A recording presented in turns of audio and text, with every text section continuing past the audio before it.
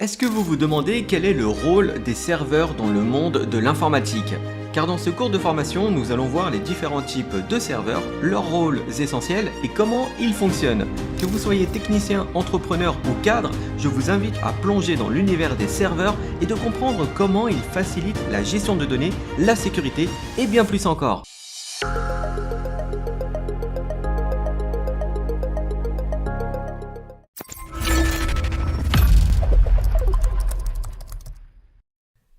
Dans ce cours, nous allons parler des serveurs de l'informatique. Des expressions comme le serveur ne répond plus ou encore le serveur est inaccessible vous sont certainement familiers. Que vous soyez technicien, entrepreneur ou cadre d'entreprise, vous devez savoir que vous manipulez vos données grâce au serveur. Alors, qu'est-ce qu'un serveur?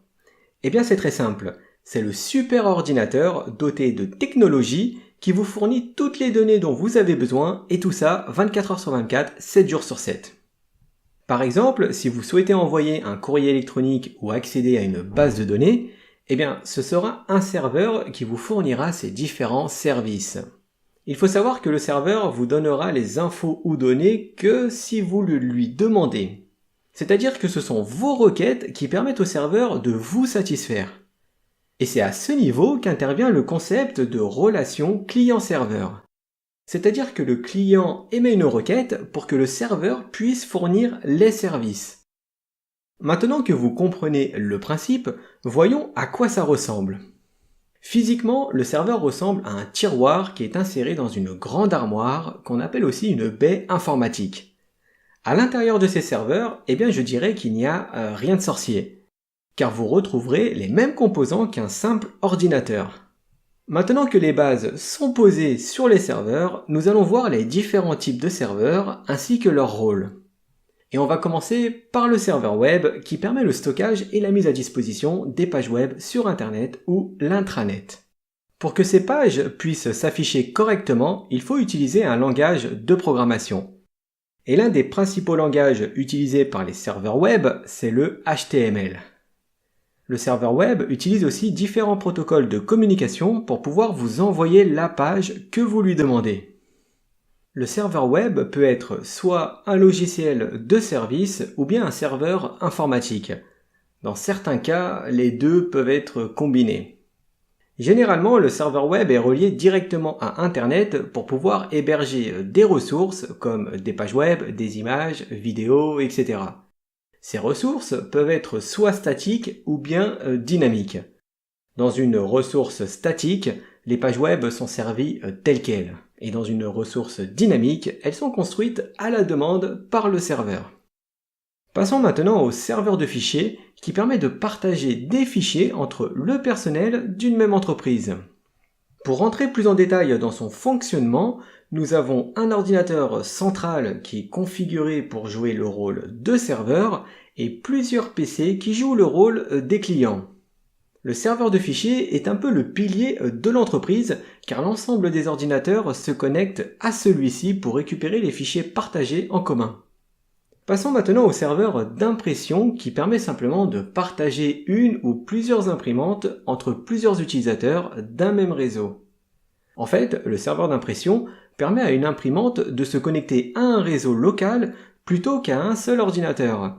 Cela évite d'avoir une imprimante bureau pour chaque salarié d'une entreprise. Parlons maintenant du serveur DNS. La principale fonction du serveur de nom de domaine est de traduire un nom de domaine, comme par exemple formil.com, en une adresse IP du type 92.145.0.8. Pour comprendre le rôle d'un serveur DNS, on peut prendre l'exemple du téléphone. Que faites-vous quand vous souhaitez appeler quelqu'un quand vous ne connaissez pas son numéro de téléphone? Et que vous ne pouvez pas demander à un ami, bien sûr. Eh bien, vous utilisez un annuaire téléphonique qui permet de faire la relation entre le nom de votre interlocuteur et son numéro de téléphone. Eh bien, le serveur DNS, c'est pareil. Il s'agit d'un annuaire pour les ordinateurs. Le serveur DNS permet donc de faire la relation entre le nom de l'ordinateur et son adresse IP. Pour bien comprendre son fonctionnement, on va prendre un exemple qui combinera à la fois un serveur DNS et un serveur web. Admettons que vous souhaitez vous rendre sur le site formip.com. Pour commencer, votre ordinateur va demander au serveur DNS quelle est l'adresse de www.formip.com. Ensuite, le serveur DNS vous répondra qu'il s'agit de l'adresse IP 192.165.51.93. Votre ordinateur va donc pouvoir envoyer une requête HTTP vers le serveur web de formip.com à travers l'IP 192.165.51.93. Et enfin, le serveur web enverra la page d'accueil vers votre ordinateur. Le serveur DNS ne sert qu'à traduire les noms de domaine en adresse. C'est-à-dire que si à la place de www.formip.com vous écrivez http / plus l'adresse IP, eh bien vous devriez aussi voir la page d'accueil de Formip. Il faut savoir que les serveurs DNS fonctionnent en cascade. C'est-à-dire que si un serveur DNS ne connaît pas l'adresse IP d'un nom de serveur, eh bien il demandera à son parent. Par exemple, chez vous, le serveur DNS est votre box Internet. Si votre box Internet ne sait pas répondre, alors il va interroger son parent qui n'est rien d'autre que les DNS de votre fournisseur d'accès à Internet. Quant à la configuration du DNS de votre ordinateur, elle est fournie par le serveur DHCP. Et justement, c'est le prochain serveur dont on va parler. Le DHCP permet de distribuer de façon automatique des adresses IP aux différents périphériques d'un réseau. Le DHCP est donc un protocole réseau qui évite à l'utilisateur, se connectant pour la première fois, d'avoir à configurer ses paramètres IP. Vous l'aurez compris, ce protocole facilite grandement le métier du technicien réseau. Passons au serveur proxy, qui est une sorte de passerelle entre Internet et vous. Ça permet de séparer les utilisateurs des sites web qu'ils visitent, ce qui assure un haut niveau de sécurité et de confidentialité. En fait, si vous utilisez un serveur proxy, eh bien le trafic Internet passera d'abord par ce serveur avant d'aller sur le site web que vous demandez. Et c'est pareil pour le chemin inverse, c'est-à-dire que la réponse du serveur web passera d'abord par le proxy avant de vous atteindre. Vous l'aurez compris, avoir un bon proxy permet de vous protéger des menaces externes venant d'Internet. Passons au serveur mail, qui n'est rien d'autre qu'un serveur de messagerie électronique. Son rôle est de recevoir et envoyer les emails. Pour ça, le serveur de messagerie va utiliser 3 protocoles bien spécifiques. Le protocole SMTP, le protocole POP et le protocole IMAP. Le premier protocole, SMTP, s'occupe de l'envoi de votre message, tandis que les deux autres, POP et IMAP, sont responsables de la réception de votre message. Voyons maintenant le serveur d'authentification qui permet de faciliter grandement l'authentification d'un utilisateur ou d'un serveur qui tenterait d'accéder à un réseau. L'authentification, c'est le processus qui permet de confirmer l'identité de la personne ou de l'équipement avant de se connecter. La méthode d'authentification peut très bien être un couple de login mot de passe comme une vérification biométrique. Parmi les principaux protocoles d'authentification, on a Radius, qui est un protocole fonctionnant sur le modèle client-serveur. On a le protocole SHAP, qui permet de se connecter de manière très sécurisée à un système. Et on a le protocole SecureID qui permet d'identifier tous les utilisateurs du système et du réseau en une seule fois.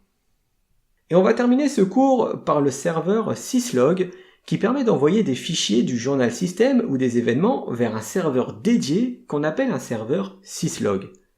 Les logs sont classés par différents niveaux de gravité qui va de 0 à 7.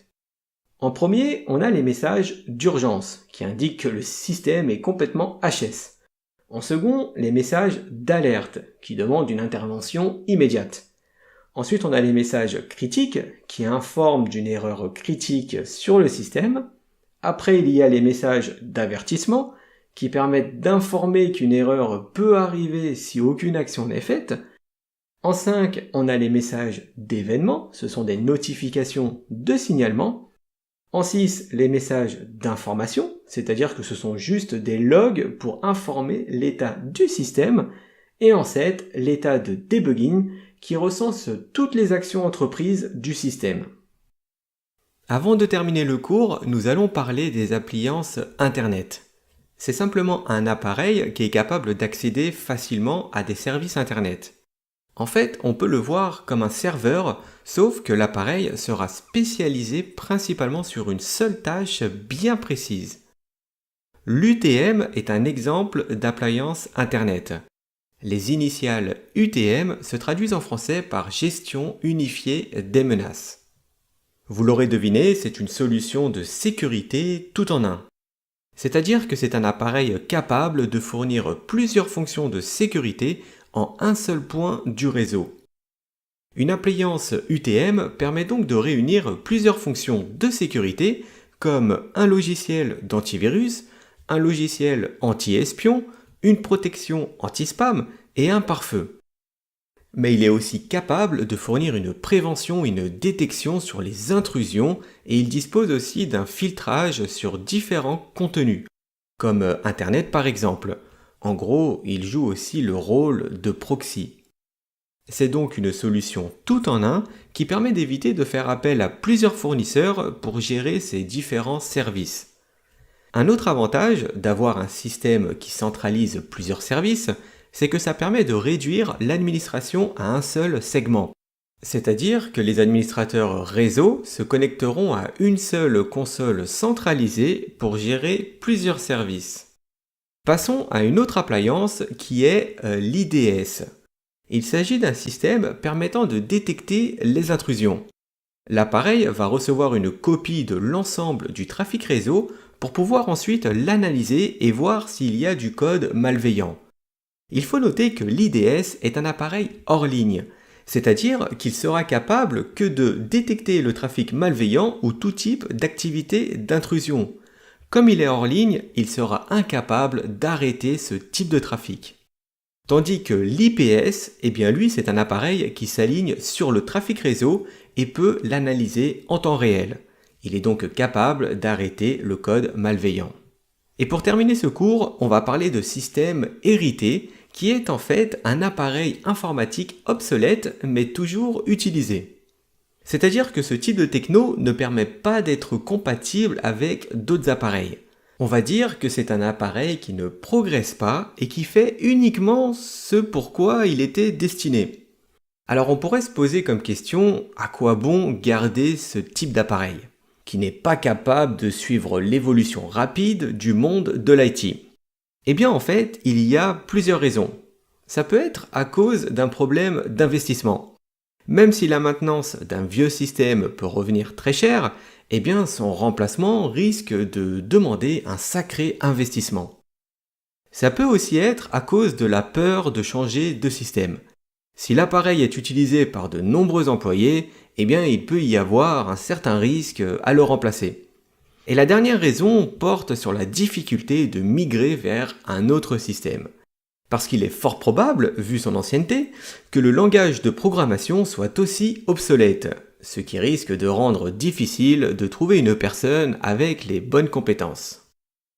Et pour finir, le système embarqué est une combinaison de matériel informatique et logiciel qui ont été conçus pour des fonctions bien spécifiques.